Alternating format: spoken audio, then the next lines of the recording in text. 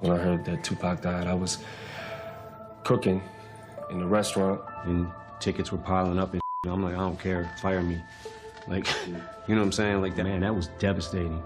Marshall Mathers, Eminem, the rap legend who'd built an empire on raw honesty, hadn't uttered a single word since this trial began, yet his absence was louder than any testimony. That morning, as the sun sliced through the high windows of the Los Angeles Superior Court, the air felt thick with anticipation. This wasn't about a murder charge or another recycled bodyguard tale. No, this was about something deeper, something that had simmered in the shadows of hip-hop for decades. When the bailiff's voice boomed, announcing Paul Rosenberg, Eminem's manager, confidant, and gatekeeper since the gritty Detroit days of the late 90s, the room snapped to life. Rosenberg, with his sharp suit and sharper gaze, stepped to the stand, and the energy shifted like a storm rolling in. He wasn't just a witness, he was a vault, and the jury sensed he was about to crack it open. What followed wasn't just testimony, it was a masterclass in survival, a story of why Eminem, one of the most fearless voices in music, chose silence when it came to Sean Diddy Combs. As Rosenberg adjusted his tie and leaned into the microphone, the courtroom held its breath, ready for a truth that would shake the foundations of an industry built on alliances and betrayals. Rosenberg's voice was steady, like a man who'd rehearsed this moment in his head for years. "I've been with Marshall since before his first album," he began, his eyes scanning the jury with the calm of someone who'd buried secrets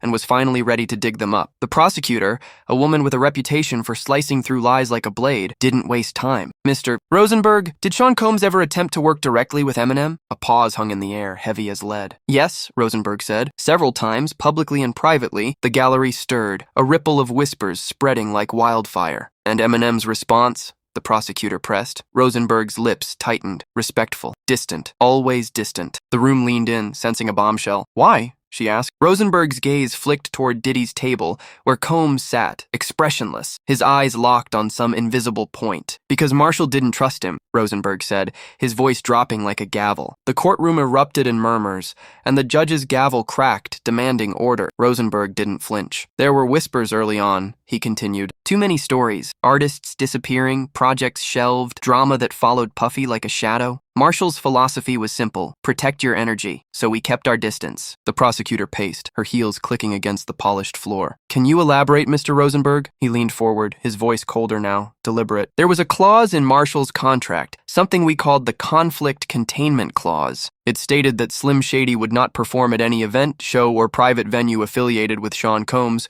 without explicit legal clearance from Aftermath's executive board." A collective gasp swept the room. The jury's eyes widened, pencils scribbling furiously. A clause? In a contract? This wasn't just beef. This was legal architecture designed to keep one titan away from another. The prosecutor held up a yellowed document, its edges worn but its words razor sharp. "Is this the clause in question, dated October 2001? Rosenberg nodded. "Yes. Drafted right after the MTV Awards after-party, where Diddy tried to corner Marshall for a photo op." The courtroom leaned in, hungry for more. "What happened?" the prosecutor asked. Rosenberg's jaw tightened. "Marshall walked out. Diddy didn't like it. I got a call the next day from someone at Bad Boy. They said, and I quote, 'Your boy just cost himself a lot of doors.'" The words landed like a punch. The jury exchanged glances, and even the judge, a stoic figure behind her bench, leaned forward slightly. Rosenberg continued, his voice steady but laced with an edge. "After that, we started noticing things. Bookings canceled last minute, promoters backing out, magazine covers pulled without explanation. It was subtle, quiet, but consistent, like a campaign." The prosecutor nodded, her eyes narrowing. "A campaign?" Rosenberg's voice dropped lower, like a message: "Stay in line or you're out." The gallery was a sea of wide eyes and whispered theories. The prosecutor pressed further. "Did Eminem ever confront Diddy personally?" Rosenberg nodded once, his face unreadable. "Backstage at the 2003 Grammys, Diddy tried to shake his hand. Marshall gave a nod, didn't speak, and walked away." The room was silent now, every ear straining. "Why?" the prosecutor asked. Rosenberg's answer was a blade. "He told me later, I don't shake hands with puppeteers." That's what he called him. A puppeteer, someone who didn't just move artists, but manipulated the whole damn room. The courtroom was frozen, the weight of Rosenberg's words sinking in. The prosecutor let the silence linger, then delivered her final question like a knockout blow. "Do you believe Eminem's decision to distance himself from Sean Combs was based on paranoia or protection?" Rosenberg looked straight at the jury, his voice unwavering. "Protection. 100%. From everything that's come out in this courtroom so far, I think Marshall saw the danger long before anyone else did." The judge called for a recess, but no one moved. The air was electric, charged with the realization that Eminem's silence wasn't cowardice. It was foresight. As the bailiff barked for order, the gallery buzzed with one question. If Eminem, the most private, most calculated artist in hip-hop, went to such lengths to avoid Diddy, what did he know? And why had he stayed silent until now? When court resumed, the prosecution wasn't done. They called Michael Kravitz, a digital forensic analyst with a hard drive in one hand and eyes that looked like they'd seen too many secrets. His job was to unearth what had been deleted, scrubbed, and buried in the digital archives of Bad Boy and Aftermath. "State your name and role," the prosecutor began. "Michael Kravitz, Digital Forensics and Cyber Recovery," he replied, his voice clipped, professional. "I specialize in reconstructing deleted files and communication trails." The courtroom's attention sharpened as he connected his laptop to the court's display. A screen flickered to life, revealing an email dated July 12, 2004, from a Bad Boy PR assistant to an unnamed intermediary. The subject line, "The Detroit Problem." The body read, "We need to stop the Slim narrative before it spreads. Puff doesn't want media heat on that old dinner snub. Float the detox rumor, anything. Just get people talking about Dre instead." The jury leaned forward, their faces a mix of shock and fascination. The prosecutor turned. "Mr. Kravitz, what is the Slim narrative?" Kravitz adjusted his glasses. It was Bad Boy's internal term for Eminem's public distance from Diddy, specifically his refusal to appear on stage at a BET Awards segment they were coordinating that year. The courtroom buzzed as Kravitz pulled up another file, a 2007 internal group chat from Bad Boy's PR team. The words glowed on the screen. "If M keeps ignoring Puff, we'll make him look ungrateful. Start soft pushing the idea that he owes his break to Biggie's legacy. Time to spin it." The jury's gasps were audible now. This wasn't just a rivalry. It was a calculated effort to rewrite Eminem's story. The prosecutor let the moment breathe, then asked, "What does this show us, Mr. Kravitz?" He didn't hesitate. "It shows coordinated PR suppression. Bad Boy's media team actively worked to redirect narratives away from questions about Eminem and Puff's non-relationship. The room was a powder keg. Every juror scribbling, every reporter in the gallery whispering. The prosecutor nodded slowly. "Show us the next file." Another screen lit up, this time a 2002 document titled Conflict Containment Strategy, authored by Bad Boy's legal advisor. It listed individuals culturally resistant to Bad Boy's brand. At the top, Eminem. The reasoning next to his name, too principled, too loyal to Dre, too unpredictable to control. A collective gasp broke out, and the judge's gavel cracked again, demanding silence. The prosecutor's voice cut through the tension. "Mr. Kravitz, what was the most critical piece of evidence you found regarding Eminem's avoidance of Sean Combs?" Kravitz took a breath, his fingers hovering over his laptop. "A voice memo dated 2005 sent via an encrypted app. Here's the transcript." He tapped a key, and Diddy's voice, low, deliberate, filled the room. "Let him do his thing. He ain't stupid. He sees the game and don't want to be a part of mine. That's cool, but when the winds change, remember he chose exile." The courtroom was a graveyard, not a single breath audible. Even Diddy, usually a statue of composure, blinked rapidly, his fingers twitching on the table. This wasn't a rumor. This was Diddy's own voice, recorded, admitted, and now entered into evidence. The judge's eyes narrowed, her pen pausing mid-note. The prosecutor let the silence stretch, then turned to the jury. "This isn't speculation, ladies and gentlemen. This is a documented campaign to alienate an artist who refused to play the game." The prosecution's next move was a masterstroke. They called a former security contractor, a towering ex-Marine named James Carter, whose gravelly voice and ramrod posture commanded attention. "I worked 3 events where both Mr. Combs and Mr. Mathers were expected to attend," he said, his hands folded like stone. "Every time, one of them left early." The prosecutor stepped closer. "Why is that significant?" Carter's eyes didn't waver. "It wasn't random. It was strategic. I had direct orders. If Diddy shows, M leaves. Every time." The room tensed, the air thick with the weight of calculated avoidance. "Can you tell the court about the Las Vegas incident?" the prosecutor asked. Carter nodded. 2003 private party at Caesar's Palace, A-list guest list. Diddy was already inside. We were prepping a back entrance for Eminem, scheduled to appear with Dr. Dre. I got a last-minute call from Paul Rosenberg. "Abort. Tell Dre we're pulling out. Diddy's there. We're not walking into that room." The jury's faces were a gallery of shock, one woman clutching her notepad like a lifeline. "Did this happen often?" the prosecutor pressed. "Too often," Carter replied. "And it was never about ego. It was about trust, or the lack of it." The prosecutor's voice sharpened. "In your opinion, did Eminem feel threatened by Diddy?" Carter's answer was blunt. "Yes, not physically, but reputation-wise. Diddy didn't just burn people, he buried them. When you go near him, it's like standing too close to a black hole. Your choices disappear." The courtroom was locked in silence, every word sinking deeper. "Did you ever witness Diddy trying to approach Eminem directly?" Carter nodded. "Once. 2006 BET Awards after party in Atlanta. M wasn't on the guest list, but showed up to support a Shady Records artist. Diddy saw him. I was near the VIP booth when Diddy turned to his assistant and said, "I'm gonna talk to him. Tonight's the night we squash this." But M found out Diddy was there and left immediately. The prosecutor leaned in, and Diddy's reaction? Carter's voice hardened. He was heated. Said, "This dude acting like I'm poison. He thinks I don't know why he stays away, but I know exactly why." Then he walked out of the venue. The quote hung in the air like smoke, the courtroom's mood shifting from intrigue to unease. Diddy knew, Eminem knew, and now the jury was starting to understand. This wasn't a feud, it was survival. The prosecution wasn't finished peeling back the layers. They called Denise Holloway, a former bad boy publicist who'd spent 14 years in the heart of Diddy's machine, managing rollouts, parties, and damage control from 1998 to 2012. Her face appeared on a video deposition, her eyes sharp but weary, like someone who'd seen the industry's darkest corners and barely escaped. "Let's not pretend we didn't know what was happening," she began, her voice steady but heavy. Everyone knew Eminem wouldn't touch Puff with a 10-foot pole. It wasn't personal drama, it was self-preservation. The courtroom leaned in, hanging on her every word. Puffy would call me, half joking, half serious, saying, "Yo, why ain't Slim showing up? Is he scared of me or is he hiding something?" He'd say that all the time, but there was an edge to it. Holloway paused, her gaze distant. There were parties where M was expected, and the second we heard his name, Puff would get quiet, like something triggered in his head. He'd tell us to flip the press, make it seem like M was antisocial, uncooperative, a diva. But the truth? Puff respected him. M stayed clean. He couldn't manipulate him, couldn't buy him, couldn't control him, and that pissed him off. The jury was riveted, some shaking their heads, others scribbling furiously. Holloway's testimony continued, painting a picture of an industry where power wasn't just influence, it was control. "Puff had a playbook," she said. "If someone didn't play ball, you didn't just ignore them.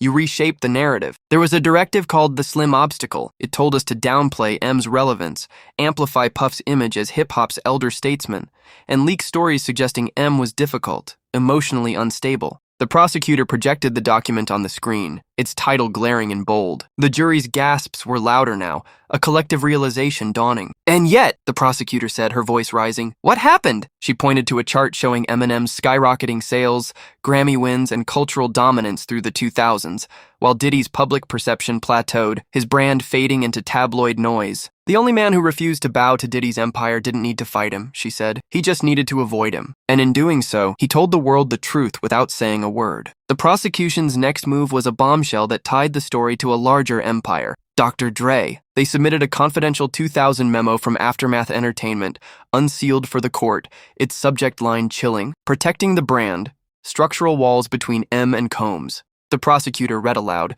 her voice steady but commanding. "Eminem is not to engage in unsanctioned collaborations, appearances, or affiliations with Sean Combs or Bad Boy Entertainment unless legally required. Any connection risks credibility dilution, loss of autonomy, and entanglement in media instability." While Puff commands cultural influence, his operational methods are unpredictable, press-forward, and liability-heavy. This label cannot afford scandal by association. The courtroom was stunned, the jury's faces a mix of awe and disbelief. This wasn't music politics, it was a fortress built to shield Eminem from Diddy's orbit. The prosecutor turned to the jury, holding the memo like a trophy. This wasn't personal, this was protective. Dre wasn't being petty, he was playing chess, and Eminem was the king he couldn't risk losing. The memo wasn't the end. The prosecution pulled up an email thread from Aftermath's marketing team, discussing a charity concert in 2004. One message read, "Diddy wants in? Eminem says no. Dre supports it. Let's politely decline and pivot. Invite Nas instead." Another email from Rosenberg. "M doesn't even want Puff near the green room. Double security.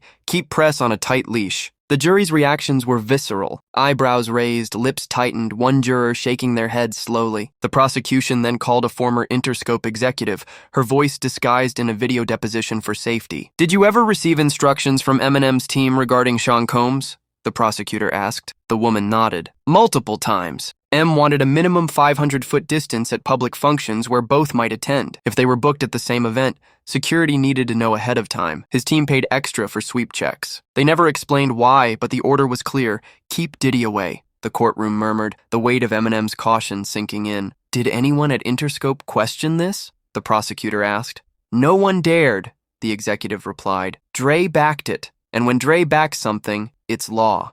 The deposition took a darker turn. "There was a moment, 2005, a private Grammy after-party," the executive said. "Diddy tried to approach M in the lounge. One of the security guys blocked him. Later that night, I heard Puff tell someone, 'He acts like I'm a damn virus, but he knows why.' and that's what scares me." The judge paused, her pen frozen mid-air. "Please repeat that," she said. The stenographer read back Diddy's words, each syllable landing like a stone. The gallery erupted in whispers, the prosecutor letting the moment breathe. This wasn't just avoidance, it was a calculated dance, a refusal to step into a web Eminem saw long before anyone else. The prosecution rested for the day, but the courtroom was anything but calm. Reporters scribbled frantically, jurors exchanged stunned glances, and Diddy's usually unshakable demeanor cracked, his fingers tapping restlessly on the table. Eminem's silence, once dismissed as arrogance, was now the loudest evidence in the room. The afternoon session brought a new witness, a former bad boy intern named Marcus Tate, who'd worked in the mailroom but overheard enough to piece together the puzzle. His testimony was raw, unpolished, the voice of someone who'd been a fly on the wall in a world of giants. "I was nobody, just fetching coffee, but I heard things," he said, his hands fidgeting. Puffy was obsessed with why M wouldn't work with him. He'd rant about it in meetings. "Slim thinks he's too good for me, but he's gonna regret it."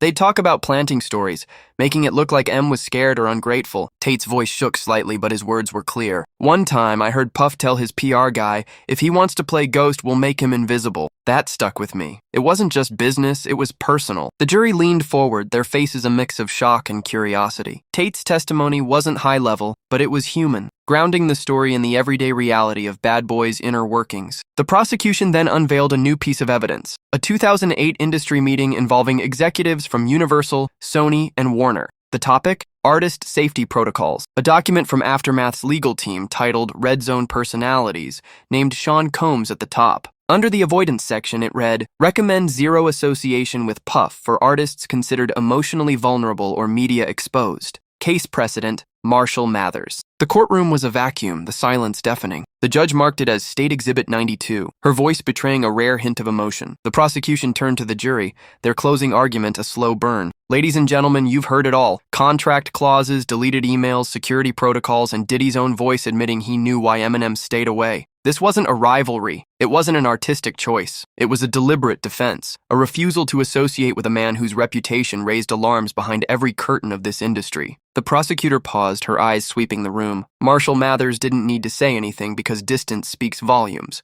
And when one of the most powerful artists in music walks away from you in silence, that silence becomes deafening. The courtroom was still absorbing the weight of the day's revelations when the prosecution dropped their final card, a previously unreleased video deposition from a former bad boy event planner named Carla Ruiz. Her testimony was a glimpse into the chaos of Diddy's world, where every party was a stage and every guest a pawn. "Puff loved the spotlight, but he hated when someone stole it," she said, her voice calm but laced with regret. Eminem's absence at events was like a slap in the face. Puff would say, "Where's Slim? He too good for this?" But deep down, he knew M wasn't dodging him out of fear. It was principle, and that drove Puff crazy. Ruiz recounted a 2007 VMA after-party where Diddy had planned to stage a public handshake with Eminem, a photo op to squash the rumors. "We had it all set up, cameras ready, press briefed, but M's team got wind of it and pulled him out before he even walked in." Puff was furious, pacing the VIP room saying, "He's making me look small, but he's the one who's gonna fall." The jury's faces were a canvas of shock, one man rubbing his temple as if trying to process the layers of manipulation.